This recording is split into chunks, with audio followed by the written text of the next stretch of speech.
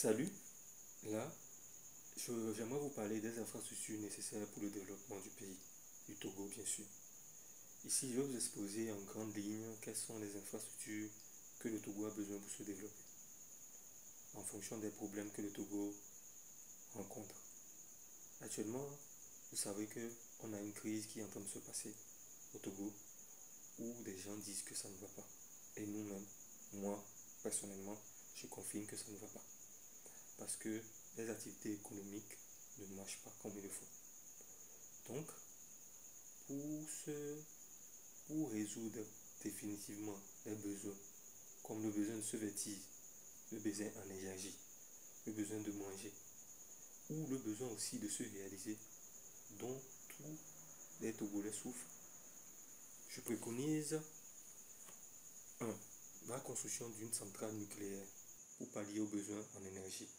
Parce que nous produisons 200 mégawatts par jour, par heure de pointe.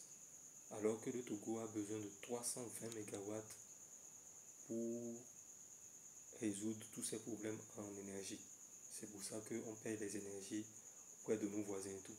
Donc cette centrale nucléaire a venu à point nommé pour résoudre définitivement et être une source économique de production électrique. C'est-à-dire que quoi?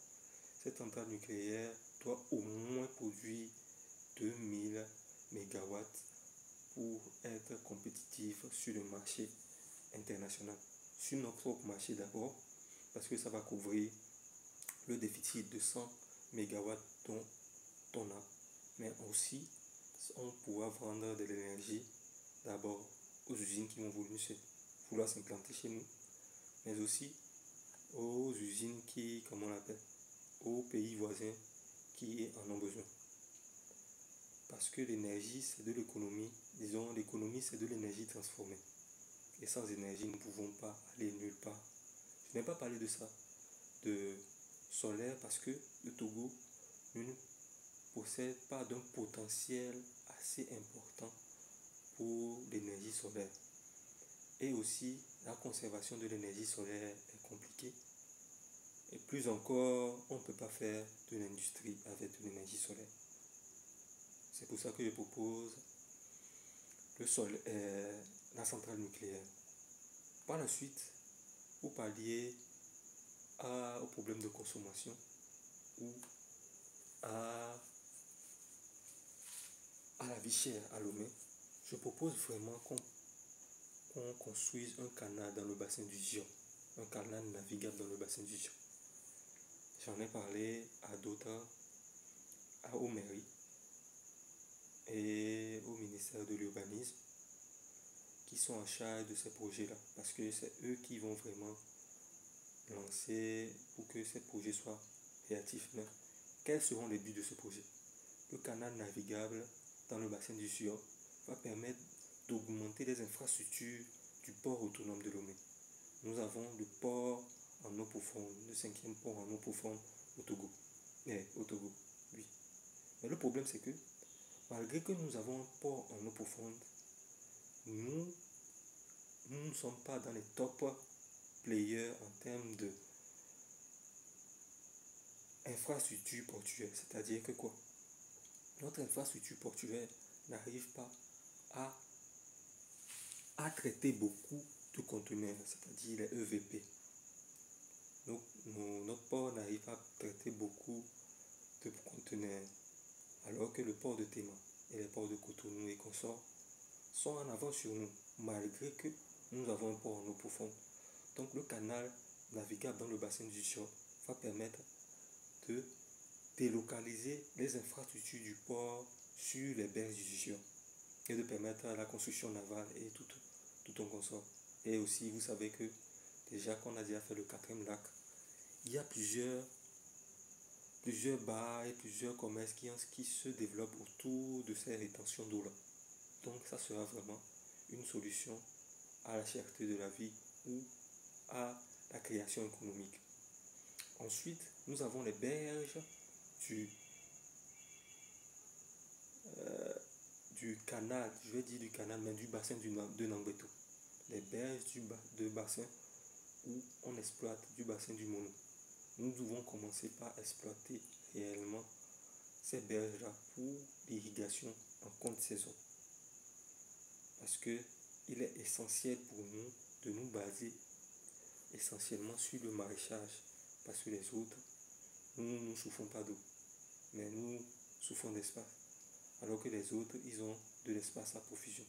Donc les cultures vivrières ne seront pas rentables pour le Togo. C'est pour ça que je parle d'aménager les berges du Mono, là où on a le bassin pour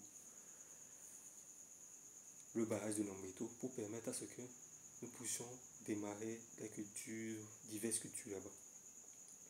Ensuite, nous avons la nationale numéro 1. Il est essentiel pour nous de construire un boulevard ou une autoroute de Lomé à Saint-Cancé pour permettre le transit de marchandises facile. Parce qu'actuellement, sur la nationale numéro 1, quand il y a un accident, aucune voiture ne passe. Aucune circulation n'est possible. Qu'il y ait un petit accident, aucune circulation n'est possible. Alors que c'est notre source de revenus principale de transit par rapport à l'Interland, c'est-à-dire des pays de l'AES comme le Burkina, le Mali et le Niger. Donc nous devons impérativement dédoubler ou tripler notre voie. Parce que j'ai vu à partir de Thiévier, nous prévoyons une voie à 70 mètres, alors que c'est trop petit. 70 mètres pour une voie de D7 en transit, c'est trop petit. C'est vrai, ça sera grand, mais c'est trop petit. Il faudra penser à aller au moins à 200 mètres d'emprise pour pouvoir permettre à ce qu'on puisse faire une bonne route Lomé-Saint-Cancé. Je ne parle pas de contournement. Je ne parle pas des contournements qui sont en train de se faire actuellement à Sokodé et des autres contournements qui sont faits de la faille d'Alejo et de Bafilo. Je ne parle pas de contournement. Je parle de rebitumer complètement la nationale numéro 1 de Lomé Saint-Cancé en une double voie ou une voie de 3x3. 3x3 au moins. Maintenant, allons-y sur la dernière infrastructure qui est nécessaire et qui concerne toujours le volet transport, c'est le chemin de fer. Le chemin de fer Lomé-Saint-Cancé est vraiment indispensable. Parce que déjà, les autres pays à côté, comme le Ghana ou comme la Côte d'Ivoire, commercent déjà avec le chemin de fer pour l'Interland. C'est-à-dire que on est en retard. La Côte d'Ivoire a déjà son chemin de fer jusqu'au Burkina. Le Ghana a son chemin de fer jusqu'au Burkina. Le Bénin, je ne sais pas encore, mais ça ne va pas tarder. Donc nous ne devons pas nous amuser avec ce genre d'infrastructure-là.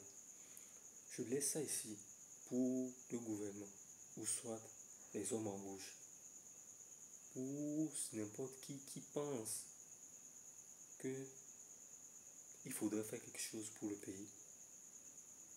Je laisse cette réflexion ici pour permettre à tout un chacun de travailler. Moi, c'est mon travail, ça. Réfléchir sur des infrastructures qui sont essentielles pour le Togo. J'ai parlé de chemin de fer qu'on sort, mais à vous aussi d'ajouter vos infrastructures que vous pensez nécessaires pour notre pays, pour le développement de notre pays. Il y en a d'autres que je n'ai pas cités. Peut-être je ferai d'autres lives pour permettre à ce que les gens viennent parler. Mais voilà ma contribution. Et je vais continuer par faire mes contributions pour le développement de mon pays et pour mon avancée personnelle. Merci de m'avoir écouté et à tout à l'heure.